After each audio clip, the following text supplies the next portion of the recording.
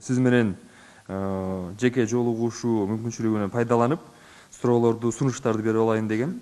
Азыркы учурда биздин врачтар, медиктер, волонтерлор жардам сурагандан коркушат, анткени алардын жетекчилери аларга сөгүш жарыялап, жумуштан чыгарып ийгенге чейин барып атышат.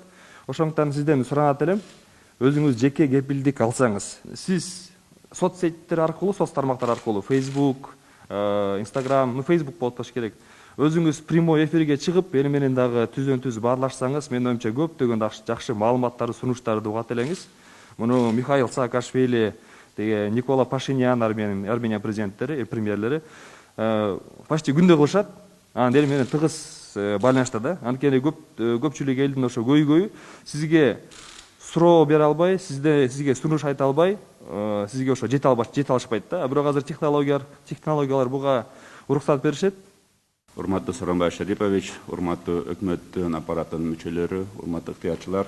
Вот уже более 10 дней, как 7 дней мы получили концентратор, все еще проблема не решается с налогами и с таможенным оформлением. Вот это реальная проблема. Это один момент. Второй момент. В стране сейчас огромное количество волонтеров, активистов, компаний покупает концентратор на свои деньги и передают разным учреждениям. Но учета, акта приема нет. Просто здесь очень важно организовать грамотный акт приема передачи, чтобы они использовались и в какое-то время не оказались у кого-то дома. Лекарств в достаточной степени нет. Если они появляются, то цены очень высокие. Вот с концентраторами, с медицинскими препаратами, оборудованием, с лекарством в чем проблема? Мы свои средства направляем, и мы точно не хотим, я считаю, и мы не должны платить налогов и пошлин. В этом плане и правительство в курсе, они поддерживают, и таможня говорит, что он поддерживает, но почему-то чего-то не хватает, какой-то, может быть, воли, либо какой-то корректировки постановления правительства, чтобы сказать, на время этой пандемии освободить.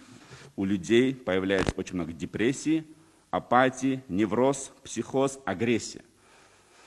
Вот. И это очень много количества людей, потому что дома находится самоизоляция, и это очень трудно. Психологическая помощь, она важна. У нас нет такой большой института армии психологов. Вот есть у нас штаб. Я знаю, работать на государстве очень сложно. Вот, я знаю, люди там круглосуточно работают.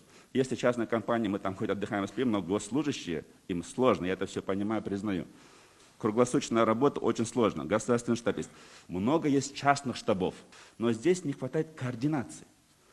Я уверен, что нужно сейчас, чего не хватает, нам не хватает такого кризис-менеджера, который мог бы и республиканский штаб, и частный штабы как-то объединить и координировать. Найти кризис-менеджера, объединить все штабы, вы же говорите сейчас, год цифровизации, развития региона. Вот все, платформа, сколько больниц на стране есть. Кому сколько нужно? Государственные клиники, частные клиники. У кого что уже есть. Давайте эффективно контролировать, вести учет. И говорить, хорошо, спонсоры, там, не знаю, сейчас даже партии активизировались, бизнесмены, там, кто хочет поддерживать. Пожалуйста, вот, смотрите, им нужно. Эта информация нет. Каждый говорит, я вот этому помогу, я этому помогу. И все, это неэффективно. Дары тармектерди таратуу баягы өтө кыйын экен. Бир унаадан оноосу келип деле алып кете берет экен, оратабыз деп, бир эле баягы направленияны көтөрүп келишип алып, же болбосо ошол эле дарыканаларга барсаң, баалары ар кандай да. Биз кечээ күнү мисалы ЦПФимди 85 рубльга алып келсек, Москвадан, бул жердеги аптекаларда 300 сомдон жогору болуп атат да. Балким ошол мамлекеттин мекемесине караган бир жерди бөлүп берсеңиз, же болбосо ошол мамлекетке караган дарыкана ачсабы деп атам да. Ушул пандемия учурунда иштей турган бир гана баада, өз баасында. Анткени аптека ээлери, ошол дарыкана ээлери биз аренда төлөп атабыз деп атат, чыгымдарын айтып атышат каяктагы. Биз көрүп атабыз, андай деле чоң чыгым жок да бул жерде. Бул ковидти жеңген мамлекеттер бар. Италияны карасак да болот, Кореяны карасак болот. Ошол жактан тажрыйбалуу адистерди алып келип, биздин бул доктурларга бир кандайдыр бир тажрыйба алмашууну жүргүзсөк кандай болот деп атам да. Себеп дегенде, мына айыл мен кечээ Суу-Самырга бардым, 5 айылда бир эле оорукана бар экен. Эң негизги доктуру ооруп жатат, калгандары эч нерсе билбейт. Эмне кылышты билбейт да. Көздөрү бизди карап эле, бул Клександы кандай кылабыз, эмне кылган учурда саябыз дейт да. Ошондо аябай эмне кыларын билбей калат экенсиң да. Апрелде берилген убада, мисалы, вируска байланыштуу ооруп калса 200 000 сом берилет деген убада берилген. Андан тышкары ушу вирустан кайтыш болгон медиктерге 1 миллион сом ушундай компенсация берилет. Жана ошондой эле кызыл зонада иштеп жаткан, обсервацияда иштеген биздин врачтарыбыз, биздин мындайча айтканда каармандарыбыз, бүгүнкү күндүн каармандары эгерде учураса, ошондой бир кошумча бир пул берилет деген да, акчасычы. Бирок көпчүлүк учурда ушу берилбей жатыптыр да. Ошол маселени көтөрөйүн дегем да. Биз байкашыбызча ушу региондорго абдан чоң маани бериш керек экен да. Анткени ал жерде бул коргонуу каражаттары такыр эле жетишсиз экен да. Дагы айта кетчү нерсе, бүгүнкү күндө ошол нерселерди айтып чыккан врачтарга, ошол нерселерди көтөрүп чыккан активисттерге, волонтерлорго мындай куугунтук болуп жатат да, чынын айтсачы. Коомчулукта ушундай суроо жаралып жатат. Мисалы, карантинге кеткен убакытта тилекке каршы бир да оорукана курулган жок. Тилекке каршы мындай толук ушу биздин медиктерге, биздин медперсоналга коргонуу каражаттары берилген жок. Дары дармектин запастары жок экен. Андан тышкары жанагы концентраторлор жок экен. Анан ушул азыр экинчи толкунга жакшылап бир даярданбайлыкпы? Баарыбыз биргеликтечи. Өкмөт көңүл бөлүп бизге ыктыярчыларды чогултуп, балким биз туура эмес дарылап аткандарбыз. Бир кичине инструктаж берип, бир жалпы бир мындай координацияга салбай койду да. Ушуну айтайын дедим. Анан ыктыярчылардын дайыр маселеси жанагы жүздөгөн айдоочулар адам өмүрү менен күрөшөбүз деп атып, мындай жол эрежелерин көбүн бузуп алышты да. Анан биз бир 200ге жакын бизге ыктыярдуу күн түндөй жардам берген айдоочулардын номерлары, машиналары бар. Ушуну жана Коопсуз шаар долбоорунда камералардан ушул айдын периоддун ичиндеги айыппулдардын ичине кыскартып же алып коюусун суранып атышат да. Анан дагы бир көйгөйдү айтып коеюн. Азыр жанагы обсервацияларда, стационарларда 14 күнгө деп келишим түзүлүп врачтар иштеп атат, медиктер иштеп атат. 14 күндөн кийин алар же үйлөрүнө изоляцияга кетип атат, же обсервацияга кетип атат. Бирок ошол 14 күнгө деп эсептелген акчасы айдын аягында тийип атат да. Эми 15 күн, 14 күн иштеп, күнү түнү ковид менен, ажал менен түздөн түз кармашкан врачтар 15 күн зарыгып ошо биртке иштеген айлыгын күтүп атат. Эми 32 миңден 27 миңден 32 миңге чейин экен болгончу. Биздин тиги мамлекеттик мүлк фондунда толтур имараттар бар, иштелбей турган, аңгырап турган. Ошолорду бир карап чыксак, ошолорду ремонттоп кышка даярдасак, мисалы Ысык көл мейманканасын алалы. Канча жылдан бери каңгырап бош турат агай. Ошону бир карап берсеңиз, кышка баардык шарттары бар, коммуналдык баягы жылытуу системаларынын баары даяр. Бир сыйра ремонттоп ишке кирип, кышкыга жакшы жылуу обсервацияларды дайындап албасак, кышка чейин созулуп кетсе абал кыйын болот. Азыркыдай спорт залдарда, мектептерде, чайхана, кафелерде стационарлардын баары жокко чыгып калат да ушундай суутта. У нас есть республиканский штаб по борьбе с COVID-19. Давайте от волонтерского движения включим несколько наших ребят в работу этого штаба. Пусть они стоят у истоков принятия решений. Мы тогда и претензий иметь не будем. Мы сможем тогда с самого верха координировать, что и как происходит. Сегодня мы говорим, что во всем мире гражданский сектор – это движущая сила. И в нашей стране это точно так же. Пандемия пандемией, но есть ряд болезней других, которые до этого были проблемными, но в связи с введением коронавируса остаются еще более проблемными. Ездим в регионы, слушаем людей. Знаете, что я хочу отметить? У них у всех есть надежда. Сооронбай Шарипович, есть надежда. Даже если они критикуют вас, они все равно чего-то от вас ждут. До сих пор. Поэтому, наверное, одно из первых мне бы хотелось, чтобы вы выступили настоящим отцом нашей нации. Чтобы вы вышли к людям. Мы написали, что мы идем к вам навстречу, а нас написали, что вот вы, оказывается, все это делаете для того, чтобы понравиться президенту. И мы работаем, и мы еще выслушиваем вот такие мнения. Ну окей, мы на них смотреть не будем, мы будем двигаться дальше. Создать необходимый резерв врачей. Резерва у нас нет. Мы не можем очень ускоренно, быстро обучить элементарно медсестер, чтобы делать процедуры. Вот над этим нужно работать, обучающий момент. Если далее вот у нас стационары будут работать же все это время, хорошо, мы как-то маломальски находим деньги, покупаем СИЗы, покупаем эти, окей, мы поняли, что эта нагрузка легла на нас, это мы сделаем, но мы хотим, чтобы вы параллельно делали институциональные вещи, то, что останется на потом, строительство больниц, четко установлены режимы компенсации и так далее. То, что в вашем видении. Мы, к сожалению, там быть не можем. Это не в наших полномочиях. Хотелось бы отметить одно. что Кыргызстан на данный момент является единственной страной в Центральной Азии, которая не имеет законодательного регулирования волонтерской деятельности.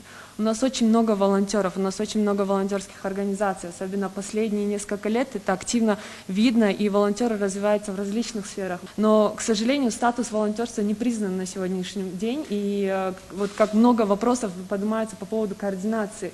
Если бы мы имели такие законодательные нормативные акты, которые регулировали бы эту деятельность, и это очень подкрепляет волонтеров и придает им особый статус и дает возможность участвовать в принятии каких-то решений и действительно вовлекаться, да, в координацию, так скажем, именно в таких ситуациях. На пандемию мы быстро победим, у нас такие активные граждане, я уверена, Сооронбай Шарипович, под вашим руководством мы это преодолеем. Бизде 7 область бар, 7 областтагы айылдар бар, көчөлөр бар. Аларга азыр сиздин алтын сөзүңүз, ар бир сөзүңүз өтө маанилүү. Ошол себептерден мен сизден суранат элем. Бир гана биздин кээбизди угуп койбостон, мына ушул ааламга кетип жаткан жолду айыл жергесин унутпасак депчи. Сизге сунуштайт элем, азыркы учурда ушундай эле жолугушууну, ушундай эле форматтагы жолугушууну онлайн биздин артыбызда турган, бизге жардамдашып турган айылдагы, региондогу, областтагы бардык ыктыярчылар менен сиз сөзүңүз менен болсо дагы угуп койсоңуз, алардын азыркы учурда баягы кичине болсо дагы курсагы ток болуп калат беле деген ойдомун да. Тойканалардын бардыгы обсервация стационарга айланып атат, күндүзгү, түнкү. Бирок ошол эле учурда ал жерге биздин врачтар, дарыгерлер жетишсиз. Обсервация ачам, мен кафени, ресторанды элге берем, эл кызмат кылсын дейт, бирок биздин медиктер жетишпейт. Анан медиктер иштеш үчүн эмне кылат? Мунун акча маянасы бардыгы ошол нерсе чечип берет. Мен акча маянасын биздин медиктердин көтөрүп берүүңүздү суранат элем, азыркы учурда иштеп жаткан. Хотелось отметить, что во время карантина, в принципе, несмотря на сложную ситуацию, у людей был какой-то настрой позитивный. Люди оставались дома с семьей, это на самом деле их как-то даже взбодряло. А сейчас вроде бы открылись все возможности работать, а у людей моральный дух падает, и действительно нервозность, она растет. Я несколько дней была дома на самоизоляции и выехала, и мне казалось, что вирус везде, вот он нападает на меня, потому что вся информация, которую я получала дома, она была негативного только характера. И вот здесь я прошу, может быть, как-то повысить какую-то позитивную информацию. А иначе просто можно сойти с ума даже дома, вот получая просто негативную информацию. Я привез 550 респираторов в первую горбольницу на Фучика. Самая такая больница у нас в республике. Отдал главврачу Бошкоев Джусуп Бейшикадырович. Официально вручил ему на видеообращении, которое опубликовала NewsKG, Блокнот, Кыргыз Google, то есть миллионы людей увидели. Я сказал, я напомнил вашу цитату, ваши слова. Президент Сооронбай Шарипович сказал: тот, кто ворует у народа, это враг народа сейчас. Давайте не будем врагами народа. Я говорил это в камеру, но я обращался к нему, потому что я понимал то, что я этого человека не знаю. И аманат, который мне люди скинули, я просто передаю на его ответственность. В течение 5 дней ко мне тысячи сообщений в день приходят. Не дают эти респираторы, не раздают, не раздают. Я выезжаю в эту больницу, Сооронбай Шарипович. Снимаю на видео. Ни один врач глаза не видел. Никому не раздавали. Даже сказали, администрация только носит. Он сразу одел на себя, вот, главврач сразу одел. Он ни раз в красную зону не заходил. Он мне сказал, и мы их не продаем, приедь посмотри, они лежат на складе в аптеке. Я говорю, они не должны лежать на складе в аптеке, они должны были в этот же день раздаваться для красной зоны. Это дело имеет резонансный характер, Сооронбай Шарипович. Если сейчас публично он понесет ответственность, то это будет в назидание остальным.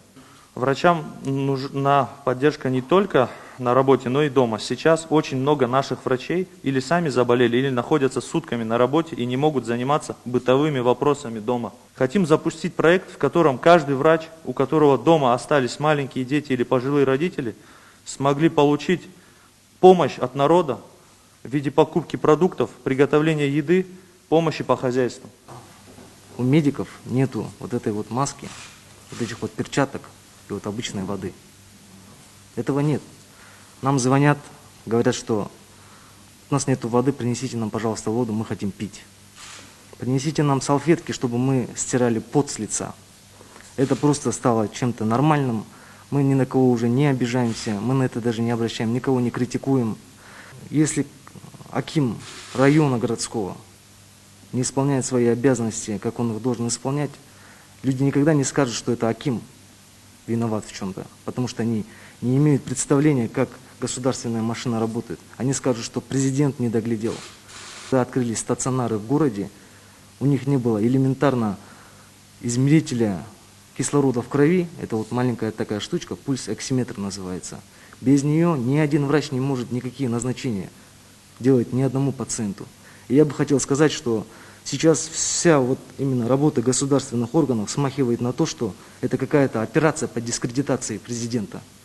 Потому что все органы работают так, чтобы полностью вас дискредитировать.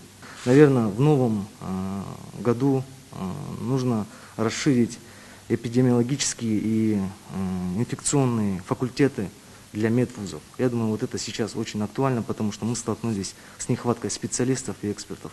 Сені қылып атқан іштеріңер мемлекеттік билікте иштеп атқан органдарға да, ошо иштеп аткан кызматкерлерге да, ошол өзүнүн ишине жоопкерчиликтүү мамиле кылганга мына түрткү болуп атат. Бул дагы чоң нерсе, бул жагынан дагы. Анан илдеттен кутулгандан кийин буюрса, келечекте өлкө өнүктүрүү үчүн дагы мына бирге ушундай аракеттерди кылып иштесек сөзсүз ийгилик болот, болбой койбойт. Ошондуктан мына кийин жакшы ойлор айтылды. Республика боюнча мына ыктыярчылардын кыймылы az işleye başladı, koya başladı. Ошолордун башын бириктирип, аларды чогултуп, Кудай буюрса, пандемияны жеңгенден кийин мүмкүнчүлүк болгондо бир республикалык форум өткөзүп, чогултсак деген мен мында ойго келдим. Ыктыярчылардын армиясы азыр чоң. Мына сиздер сыяктуу региондордогу абдан көп иштеп атат. Анын баардыгын тең бүгүн чакырганга мүмкүнчүлүк болбоду. Бирок мен колдойм, өзүмдүн оюмда бар. Алар менен дагы бир онлайн түрүндө жолугуш өткөзсөк деген. Келечекте буюрса аны дагы кылабыз сиздер менен чогулуп. Биздин мамлекеттин жетишкендиги, биз ачык коом, жарандык коом өнүккөн парламенттик мамлекетпиз. Биздин жетишкендигибиз ар кимибиз өзүбүз оюбузду айтканга толук мүмкүнчүлүгүбүз бар. Биз азыр ушул иштеп аткан ишибизди алдыга жылдыр үчүн бир ыргакта чогуу иштеш үчүн мына билесиздер, өкмөттүн алдыгында ыктыярдуу жардам боюнча координациялык кеңешме түзүлгөн. Мында кандай маселе болсо, кандай ойлор болсо, кандай максаттар болсо, кандай кемчилдик болсо, жанагы мындай чечилбей аткан мына маселе жанагы Фушиктеги больница мисалы айтып атам да, больница боюнча кээ бир жерде мына айтып атат, отургуч жок деп айтып атасыңар. Эми элементар нерсени кылып койбогондор мына азамат айтып атпайбы азыр, мен алып барып бердим. Отура турган столду алып барып. Эми ал ошол жердеги бийликтин иши да, акимдин иши, ошол жердеги иштеп аткан адамдардын иши да. Ошондой маселелер болсо, ушуну координация кылып турсаңар, мен дагы жардам берейин, чогуу иштейли, чогуу оңдойлу.